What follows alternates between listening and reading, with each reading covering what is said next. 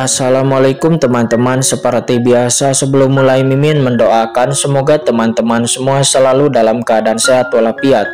Oke, kali ini kita akan melanjutkan Martial Master versi novel bagian 1841. Bagi yang baru bergabung, selamat bergabung, dan bagi yang belum subscribe dulu lah agar Mimin tambah semangat lagi nih bikin videonya.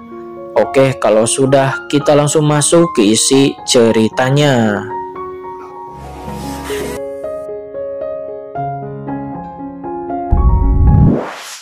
Ketika mengetahui bawahannya Li Mo diganggu oleh Immortal Si Lao, selain itu dia turun dengan kuat ke kediaman Kaisar Si Huang dan menekan Immortal Si Lao. Ternyata Surah Daoju sangat menyayangi Mo Li itu. Alhasil semua orang pun tidak akan berani main-main lagi dengan Mo Li. Dalam sekejap mata, berita ini menyebar ke seluruh Laut Mati, dan pada saat yang sama, kekuatan besar juga menyebarkan berita dengan cepat.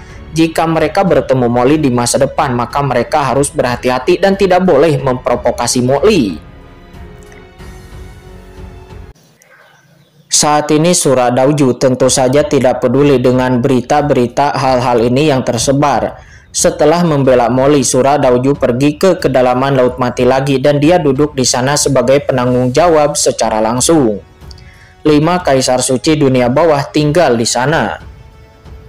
Sementara Mo Li setelah mendengar berita itu, Mo Li tidak bisa menahan diri untuk tidak tercengang.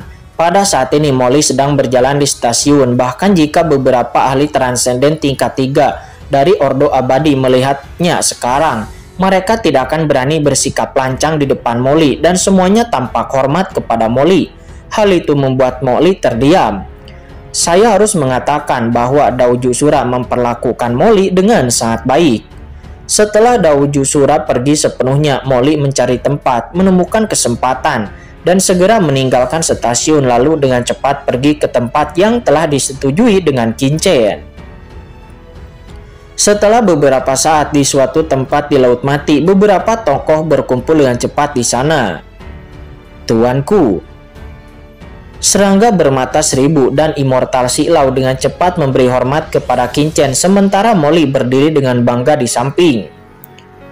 Mo Li, aku tidak menyangka kamu begitu disukai di bawah komando Surah Daoju, yang benar-benar mengejutkanku.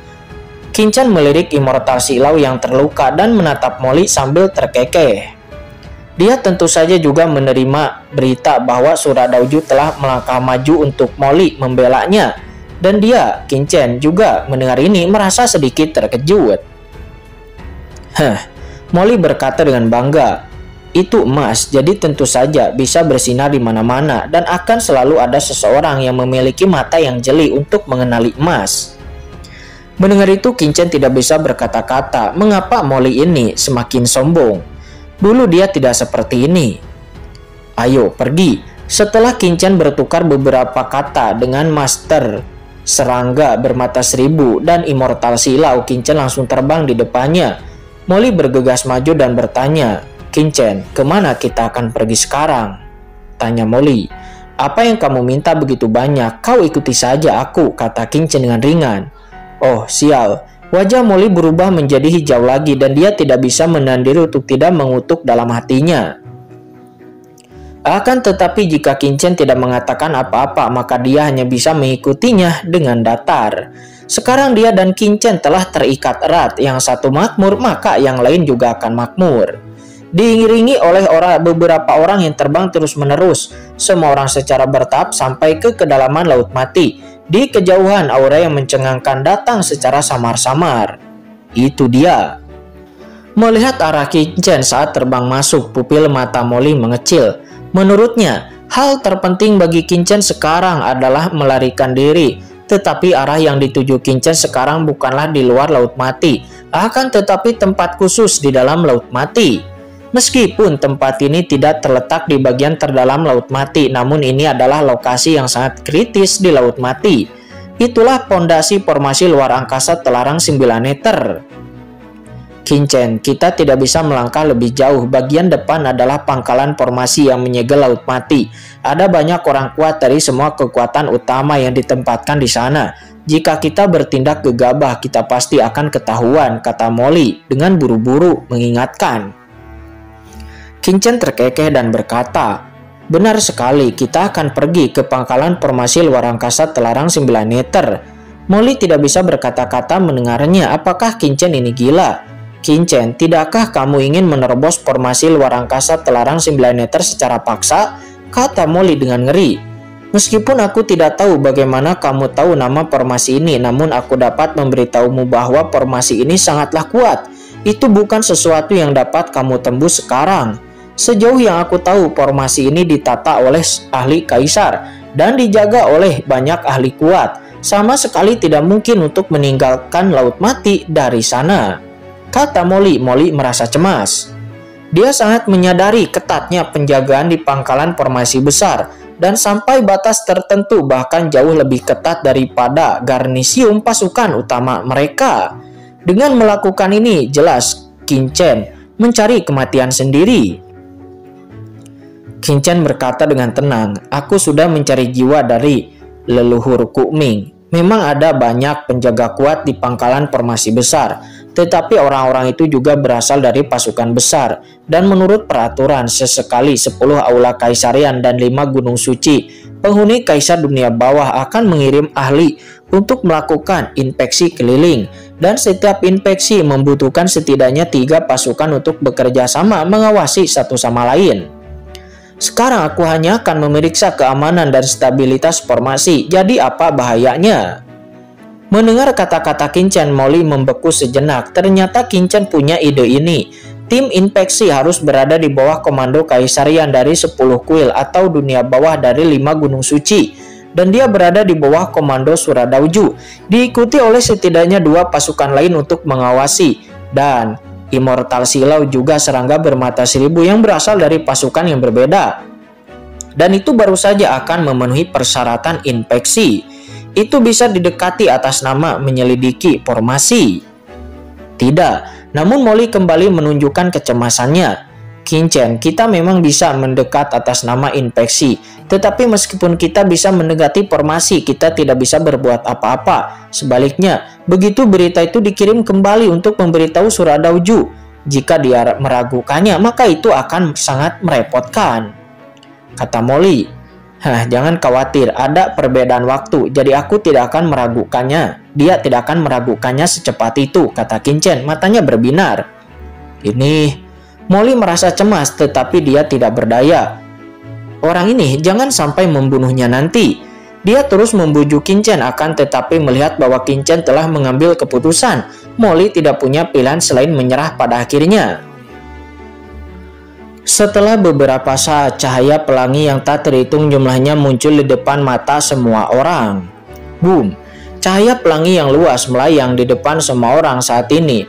Cahaya pelangi seperti langit, menghubungkan 9 formasi ruang telarang yang gelap di atas langit yang luas, memunculkan napas pola rahasia yang berdebar-debar. Di dunia kacau, 1000 tulang buru-buru berkata, Tuan Muda Chen, ini adalah inti dari formasi ruang telarang 9 meter. Dalam kehidupannya sebelumnya, 1000 tulang adalah seorang jenderal di bawah komando Kaisar Yoming. Jadi dia secara alami telah melihat inti dari formasi yang begitu besar. Tuan Muda Chen, saya telah mendengar dari Kaisar Agung bahwa susunan ruang telarang 9 meter terdiri dari 99 dan 81 pilar ruang khusus yang masing-masing berisi pola rahasia khusus, di antaranya 18 pilar dewa utama dan 63 pilar dewa tambahan. Jika Anda ingin memecahkan formasi ini, yang perlu Anda lakukan pertama kali, Tuan Muda Chen, itu adalah menemukan 18 pilar dewa utama, kata 1000 tulang berkata sambil menatap. Pada saat yang sama, 18 pilar dewa utama ini tidak statis. Ia akan bergerak bersamanya setelah jangka waktu tertentu, dan itu akan berubah terus-menerus. Bahkan ahli teratas tingkat kaisar tidak dapat dengan mudah mendeteksi petunjuknya. Jadi kita dapat menjebak ahli kaisar yang kuat. Oh, mendengar penjelasan itu, Qinchen menatap ke kejauhan dan mengerutkan kening. Boom!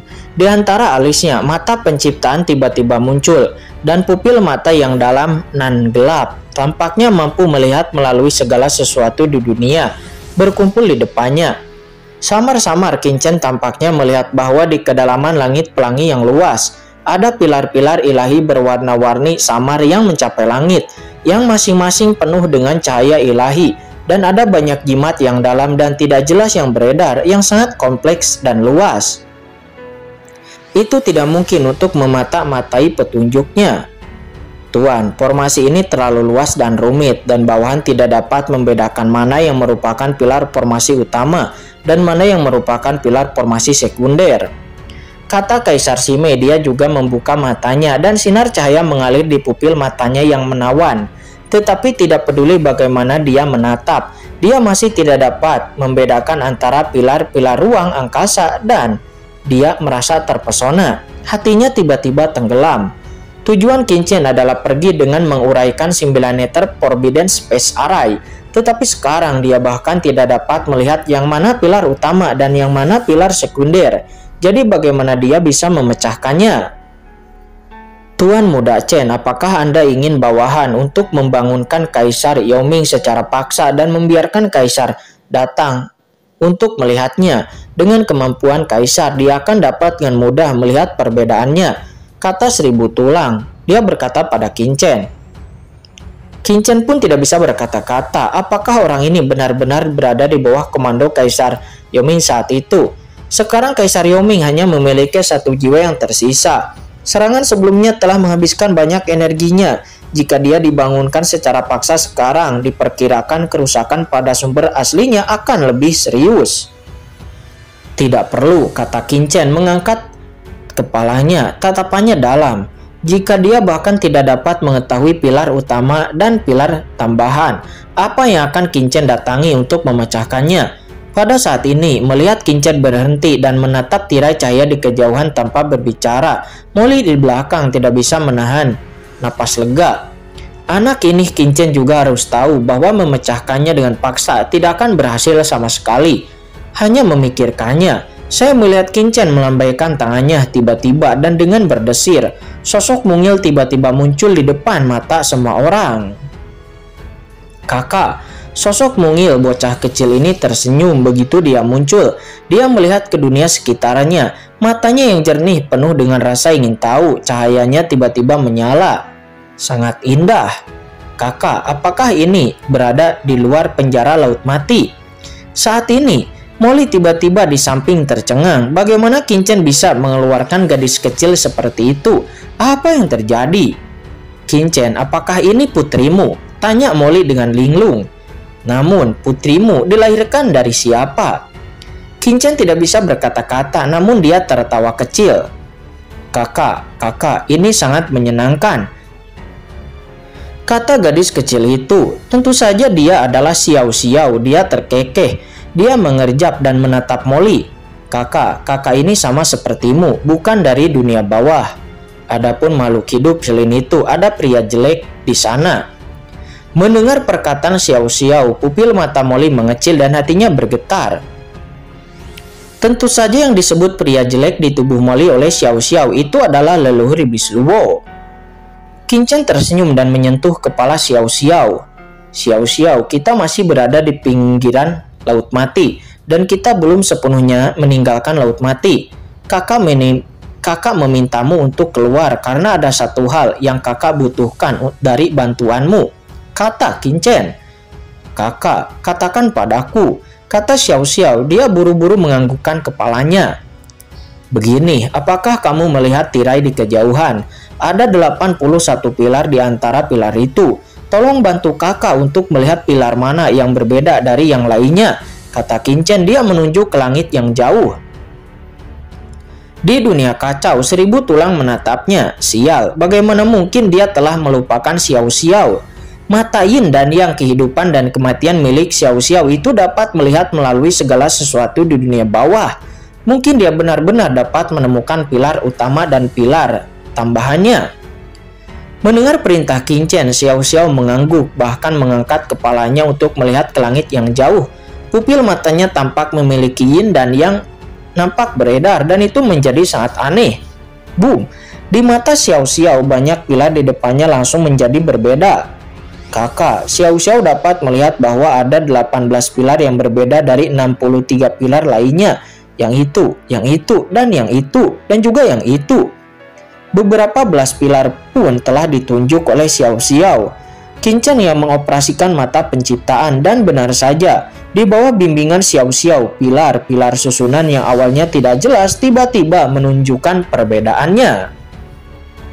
Kakak, di antara 18 pilar, 3 di antaranya agak berbeda dari yang lain, kata Xiao Xiao. Dia berkata lagi dengan tiba-tiba. Hati Qin Chen pun tergerak. Xiao Xiao menunjukkan lokasi ketiga pilar itu dan menatapnya dengan seksama. Melihat ini, entah mengapa Qin Chen merasakan jalur ruang di tubuhnya sedikit bergerak. Susunan inti, kata Qin Chen, matanya berkedip. Ketiga pilar formasi ini jelas merupakan pilar formasi inti di antara 18 pilar formasi utama. Itu adalah lokasi semburan mata yang sangat besar. Baiklah, kamu kembali dulu, kata Qin Chen. Dia menyentuh kepala Xiao Xiao sambil tersenyum, dan lalu membawa Xiao Xiao kembali ke dunia kacau. Pada saat yang sama dia juga mengambil kembali mata penciptaan. Sebenarnya, bahkan tanpa Xiao Xiao, berdasarkan persepsi Qin Chen tentang ruang, Qin Chen masih dapat mengetahui posisi 18 pilar utama, tetapi itu akan memakan waktu yang cukup lama. Dan yang paling kurang dari Qin Chen sekarang itu adalah waktu. Dan Xiao Xiao sebagai roh sungai para ahli nujum, dia dapat melihat melalui semua hal ilusi dunia bawah. Jadi dia, Qin Chen, dapat menggunakan Xiao Xiao untuk melihatnya. Qin Chen, di mana kamu menemukan gadis kecil itu? Bukankah dia hanya berbicara dengan santai? Kata Molly. Dia tidak dapat menahan diri untuk bertanya. Seorang gadis kecil dengan tampilan yang sangat santai mungil, namun dapat menemukan inti pilar yang bahkan seorang kaisar pun tidak dapat dengan mudah melihatnya. Apakah itu mungkin? Molly merasa tidak percaya. Jangan khawatir, dalam hal keandalan Xiao Xiao pasti lebih unggul darimu, kata Qin Chen kepada Molly dengan ringan. Mendengar itu, Molly tidak bisa berkata-kata ketika dibandingkan dengan gadis kecil. Setelah mengenali lokasi pilar utama, Qin Chen dan yang lainnya pun dengan cepat mendekat. Saat Qin Chen dan yang lainnya mendekat, aura yang lebih kuat pun menyerbu, yang pada dasarnya memberi semua orang tekanan yang sangat kuat. Pada saat yang sama, mata Qin Chen bersinar, dan Qin Chen merasakan aura tersembunyi di kehampaan di dekatnya, yang seharusnya menjadi penjaga yang kuat di sini. Benar saja, begitu Qin Chen dan yang lainnya mendekat, terdengar teriakan keras. Siapa yang berani mendekati formasi ruang telarang 9 kegelapan? Wush, wush. Sosok-sosok yang memancarkan aura menakutkan berjalan keluar dari kehampaan menatap Qin Chen dan yang lainnya dengan dingin. Beberapa orang ini semuanya adalah ahli kuat di tingkat transenden tingkat 3 dan tidak ada dari mereka yang lemah. Namun aura di tubuhnya bercampur dan tersebar yang seharusnya berasal dari kekuatan-kekuatan yang berbeda. Qin Chen diam-diam menatap Molly. Molly pun menus dingin dan segera melangkah maju dan berteriak. Aku berada di bawah komando Tuan Yue Mingdi dan aku datang untuk memeriksa formasi ruang telarang 9 meter. Mengapa? Bahkan kamu berani menghentikanku? Di bawah komando penguasa Yue Mingdi, semua orang pun menjadi terkejut dan pemimpin itu menatap Molly mengerutkan kening dan berkata, aku juga berada di bawah komando penguasa Yue Mingdi. Yang mulia adalah... Molly baru saja bergabung dengan komando Yue Mingdi belum lama ini, dan dia telah ditempatkan di sini untuk waktu yang sangat lama, dan mereka berjaga di sini tinggal untuk waktu yang lama, jarang dipindahkan. Jadi tentu saja mereka akan sedikit aneh. Lancang, Anda berani mengatakan bahwa Anda berada di bawah komando penguasa Yue Mingdi, dan Anda bahkan tidak mengenali anak Limo. Bagaimana Anda melakukan sesuatu? Pada saat ini serangga bermata 1000 berteriak dengan marah, melangkah maju dan berkata seperti itu. Tuan Mata 1000. Melihat Master Serangga bermata 1000, seorang kultivator di kerumunan segera berseru dan bergegas maju untuk memberi hormat. Kamu, Long. Serangga bermata 1000 menarik pihak lain dan orang ini sebenarnya adalah bawahannya. Banyak ahli kuat yang ditempatkan di sini semuanya berasal dari berbagai kekuatan besar. Tetapi serangga bermata 1000 tidak tahu pilar mana yang mereka jaga secara khusus. tuanku, mengapa Anda di sini? Yao Long bertanya dengan tergesa-gesa. Serangga bermata seribu menus dingin. Belum lama ini ada perubahan di Laut Mati. Seorang ahli kuat melarikan diri dari penjara Laut Mati. Untuk mencegah kecelakaan, aku diperintahkan oleh Kaisar untuk memeriksa pangkalan formasi. Minggirlah dengan cepat. Jangan mempengaruhi patroliku, kata Master. Serangga bermata seribu. Ya, baik tuan. Yao Long buru-buru menyingkir, dan ahli-ahli kuat lainnya hanya menatap pemimpin itu. Li Mo, apakah Anda orang yang membuat Tuan Surat Daoju menjadi optimis akhir-akhir ini? Mata pemimpin itu berbinar meskipun mereka telah ditempatkan di sini sepanjang tahun. Mereka masih memiliki beberapa saluran untuk memahami beberapa hal yang terjadi di stasiun Laut Mati. Dan secara alami dia mengetahui beberapa perbuatan Molly. Ekspresi Molly berubah dingin. Ya benar, apakah kamu meragukanku? Kata Molly. Setelah mengatakan itu, Molly langsung mengeluarkan sebuah token pemberian Surat Daoju. Apakah kamu dapat melihat token ini? Minggirlah dengan cepat, kata Molly.